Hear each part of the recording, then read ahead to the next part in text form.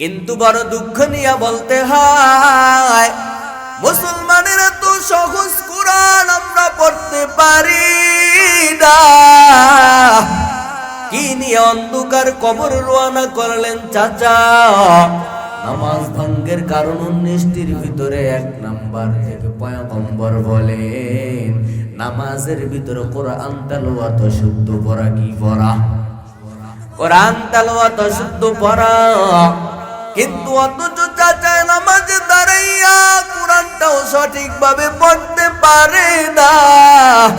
এ চাচা বড় দুঃখ লাগে, কিন্তু অন্তরের বুঝান মন, এই বাড়ি করলাম কার জন্য, গাড়ি করলাম কার জন্য? আমার যে আল্লাহ বানাইছে আমি তো সে আল্লাহর পরিচয়টা দিতে পারি না। আমি শুধু মুখের যুগে চাপার জোরে বললাম আমার আল্লাহ বড়, আল্লাহ বড়। কিন্তু চাচা আমার আল্লাহ যে বড় এটা মুখের জোরে বললে হবে না, এটা প্রমাণ করে আমার আল্লাহর কোরআনটা সহি শুদ্ধভাবে পড়ে প্রমাণ করতে হবে। জোরে বলেন ঠিক না ভাই? আল্লাহু লা ইলাহা ইল্লাহু ওয়াল হাইয়ুল কাইয়্যুম।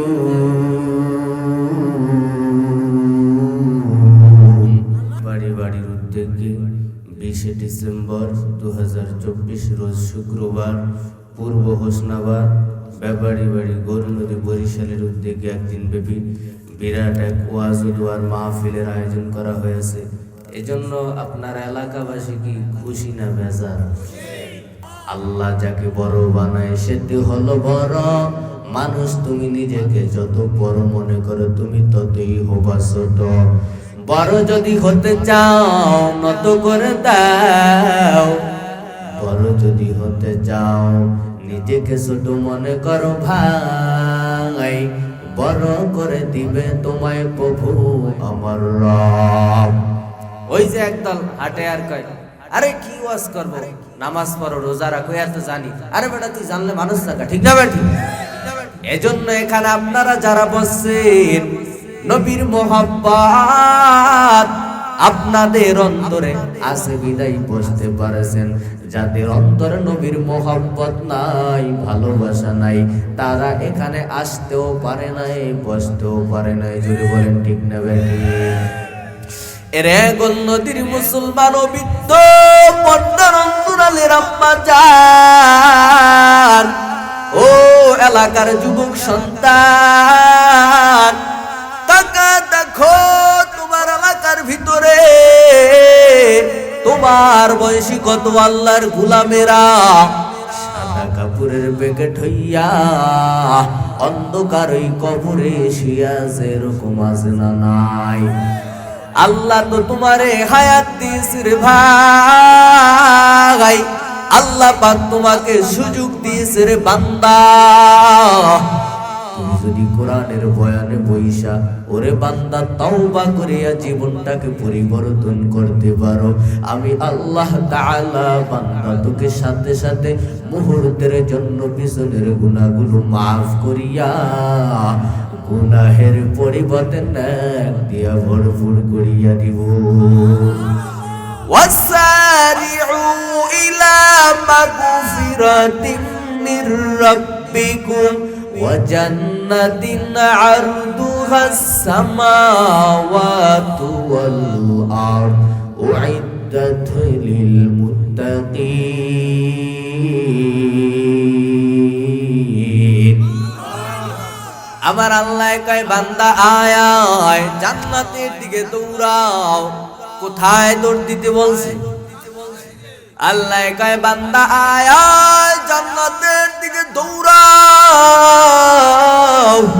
ওরে বান্দা তুই যখন জান্নাতের দিকে দৌড়াবি, আমি আল্লাহ তোর নাম ওই জাহান্নামের খাতা থেকে সাথে সাথে কাইটা দিব। ও বৃদ্ধ বাবাজিরা, ও পর্দার অন্তরালের আম্মা জানেরা, একদল মানুষ বলে ইসলাম নাকি নারীদের সম্মান দেন নাই, আবার বলে মহিলাদের সম্মান ইসলাম দেন নাই। না না, আম্মা জানদের সম্মান কোরআনে দিয়েছে, মায়ার নবীও বলে গেছে। আল্লাহর নবী জানা দেয়, যেই মহিলা স্বামীর খেজমত করবে, কার খেজমত?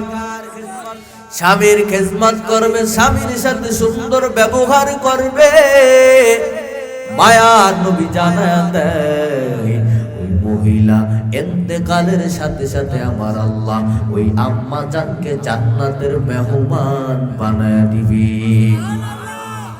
কে বলেছে নারীদের সম্মান ইসলাম দেন নাই?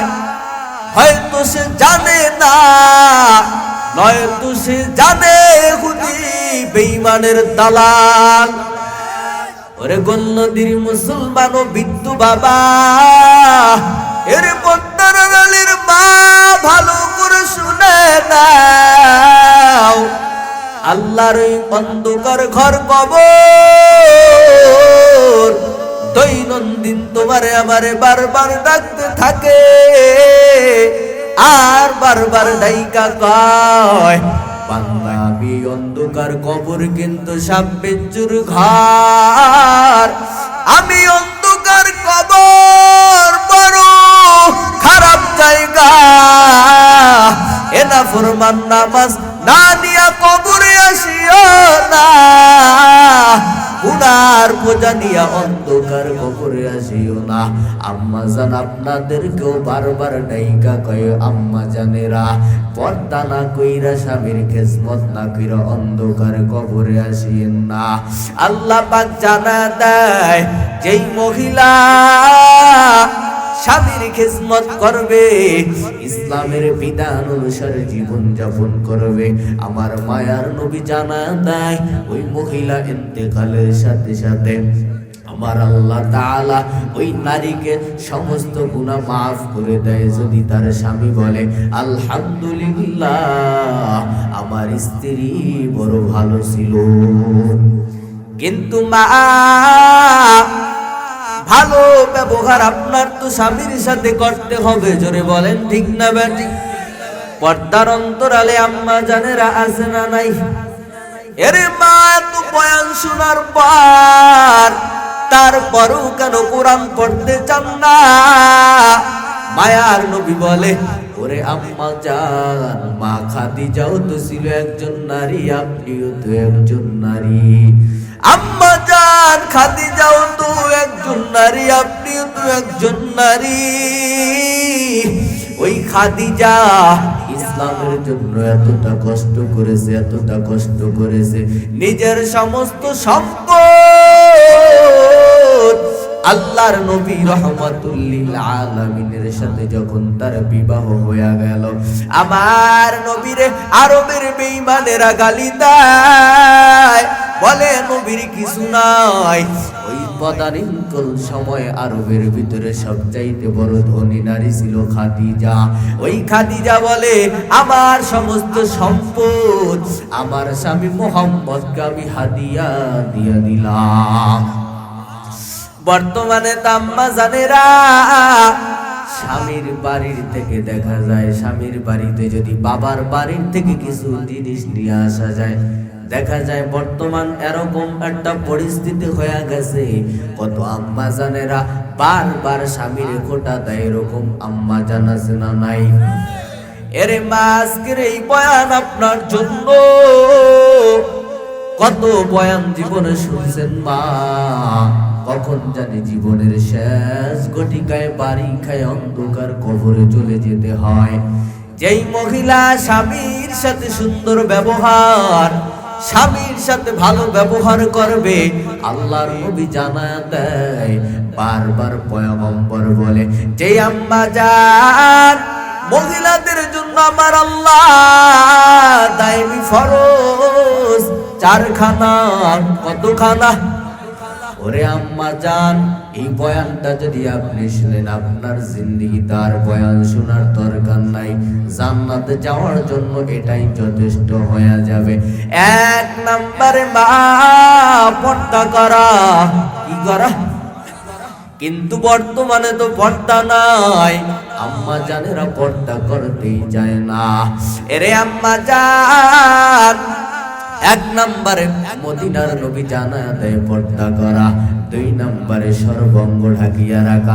নারীদের জন্য আমার আল্লাহ সর্বাঙ্গ ঢাকিয়া রাখা ফরজ করে দিয়েছে। তিন নম্বরে পয়গম্বর জানা দেয়, এ দুনিয়ার মানুষেরা, দুনিয়ার নারীরা, তোমরা তোমাদের স্বামীর অনুগত করো, স্বামীর সাথে কোনোদিন বেয়াদবি করিও না, স্বামীর মুখে মুখে তর্ক করিও না মা।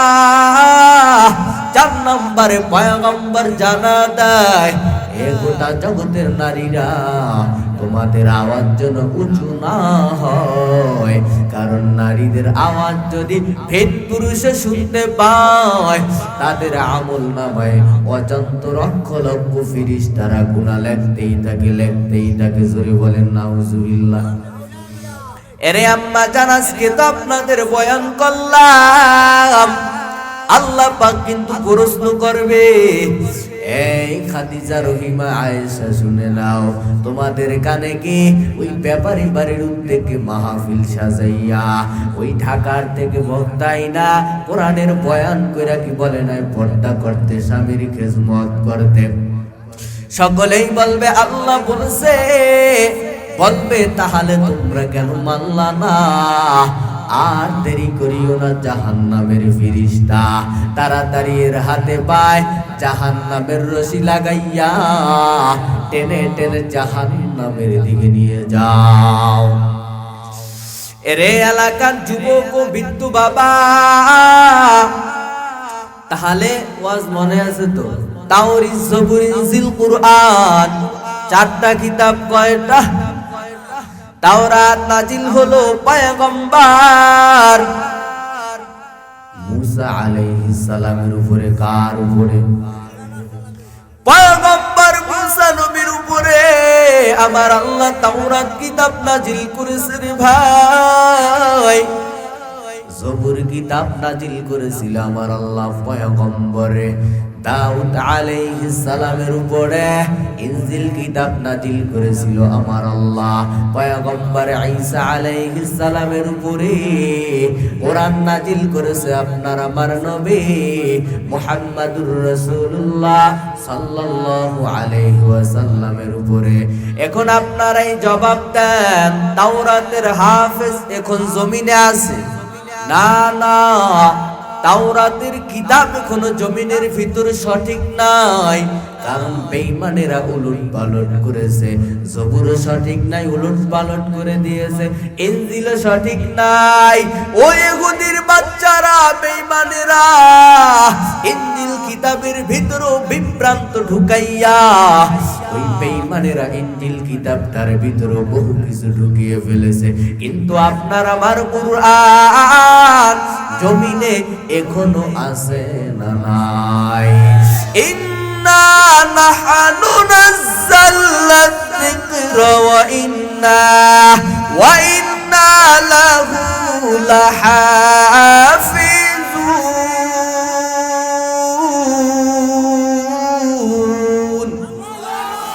আল্লাহ এটা এমন একটা দামি কিতাব, এটা এমন দামি একটা গ্রন্থ, এটা দুনিয়ার কোন বেঈমানেরা ষড়যন্ত্র করে চক্রান্ত করে জমিন থেকে কোরআনটাকে বিদায় করতে পারবে না। এই কথা আমার আল্লাহ নিজেই কোরআনে চ্যালেঞ্জ দিয়ে দিছে। এখন আমরা অনেক আছি কোরআন পড়তে পারি না, সিনা নাই? ওরে এলাকার মুসলমান, এ চাচা আপনার কাছে একটা প্রশ্ন রাইখা যায়, বয়ানটা দিলের কান দিয়া সঠিকভাবে শুনে নিয়েন। জমিনের ভিতরে স্কুল কলেজ ভার্সিটির ছাত্র ভাইরা তোমরাও ভালো করে শুনে নাও। এই জমিনের ভিতরে স্কুল কলেজ ভার্সিটির ভাইরা, সায়েন্সের ভাইরা, কমার্সের ভাইরা, যারা সায়েন্স নিয়ে পড়াশোনা করো, কমার্স নিয়ে পড়াশোনা করো, এই জমিনের ভিতরে কোন দার্শনিক, কোন কবি, কোন ইঞ্জিনিয়ার, কোন সাহিত্যিক, কোন সাংবাদিক এই জমিনের ভিতরে একটা কিতাব, রসায়ন বলেন, যেই কোনো কিতাব বলেন, বুঝে থাকলে জবাব দেন, শুরু থেকে শেষ পর্যন্ত না দেইকা বলতে পারবে না। কি করবে না? বলতে পারবে না। যদি ছাত্রকে বলা হয়, এবার সিডির ছাত্র ভাই, তোমার এই সমাজ নামক গ্রন্থটা তুমি কইলা শুরু থেকে শেষ পর্যন্ত বলো, বলতে পারবে না। কিন্তু আপনাদের কাছে প্রশ্ন করি ভাই, কিন্তু আমার আল্লাহর কোরআন এটা বলতে পারবে এরকম ছাত্র আছে না নাই? বেশি দূরে যাওয়া লাগবে না। আমাকে যদি এখন বলেন হুজুর একজন নয় 10,000 ছাত্র দেখান যিনি আল্লাহর কোরআনটাকে মুখস্থ করেছে, আল্লাহর কসম, আল্লাহর কসম 10,000 কেন 10 লক্ষ দেখাইতে পারবো। 12 বছরের 13 বছরের ছোট ছোট বাচ্চারা কোরআন মুখস্থ কইরা কোরআন বুকে নিয়ে হাঁটতেছে, বাংলার জমিনে আছে না নাই? এরে চাচা, এই 50 বছর বয়সে আপনি গাড়ি করলেন, বাড়ি করলেন।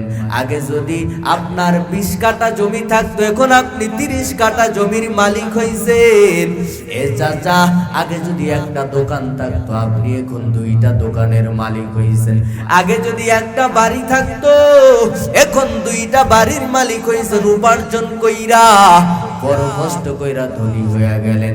মেয়েদেরকে ভালো ভালো জায়গায় বিবাহ দিলেন। কিন্তু চাচা, 30 বছর বয়সে আমার আল্লাহর কালামটা কেন পড়তে পারেন না? আমার আল্লাহ আপনার কাছে কি অপরাধ করেছে বলেন? আর এই কোরআনটা তো এত কঠিন নয়। আমার আল্লাহ এই কোরআনটা এত সহজ, এত সহজ।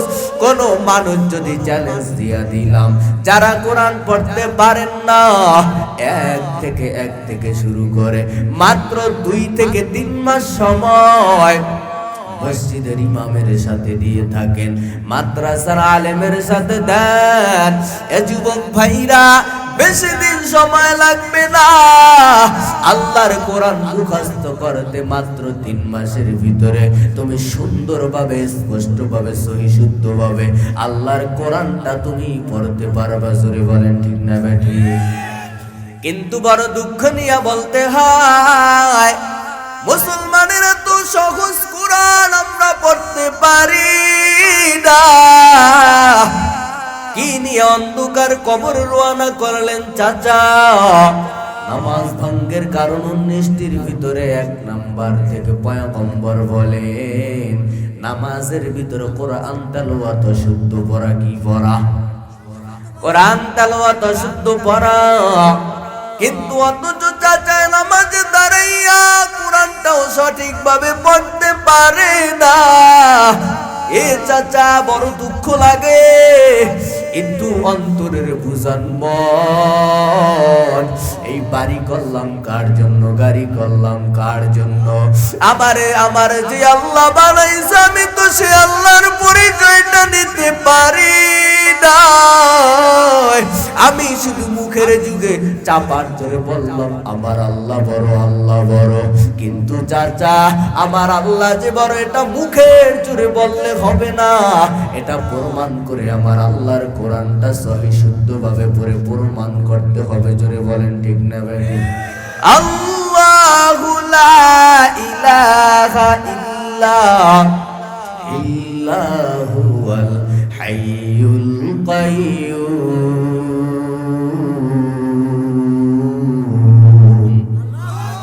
আমার আল্লাহর থেকে বড় কেউ আছেন? না না, আমার আল্লাহ হলো সবচেয়ে বড়। ওই আল্লাহরে বন্ধু বানায় যদি কবরে যাইতে পারো, ওরে নবীর উম্মতের দল, তোমার জন্য কবর জান্নাতের বাগান হয়ে যাবে। মানুষ দুনিয়ার থেকে ইন্তেকালের পর নয়তো কবর হবে জান্নাত, আর নয় কবর হবে জাহান্নামের বাগান। এখন দিলের প্রশ্ন করেন মন, তুই তো জাহান্নামের আগুন সহ্য করতে পারবি না। পয়গম্বর যেই জাহান্নামের বর্ণনা শুনে গেছে, আমার নবী মসজিদে নববীতে বৈশা বৈশা মায়ার নবী চোখের পানি ছেড়ে দিয়া কাঁদে আর বলে, দয়ার আল্লাহ, ওই জাহান্নামের আযাব আমার উম্মত সহ্য করতে পারবে না। এই বিদ্যু বাবাজিরা আজকে এখানে বসছেন, জাহান্নামের আযাব সহ্য করতে আপনিও পারবেন না, আমিও পারবো না। তাহলে কিভাবে আবার অন্যায়ের কাজে লিপ্ত হন, গুনাহের কাজে লিপ্ত হন? বাবা ওই আল্লাহর কাছে বলেন, আল্লাহ এই জাহান্নাম আমি সহ্য করতে পারবো না। শয়তানের ধোকায় পড়ে অন্যায় করেছি রে আল্লাহ, গুনাহের কাজ আমার দ্বারা হয়ে গেছে, আল্লাহ তুমি আমাকে মাফ করে দাও। আল্লাহ পাক জানায় দেয়, বান্দা লা তাকুনাতু মির রাহমাতিল্লাহ।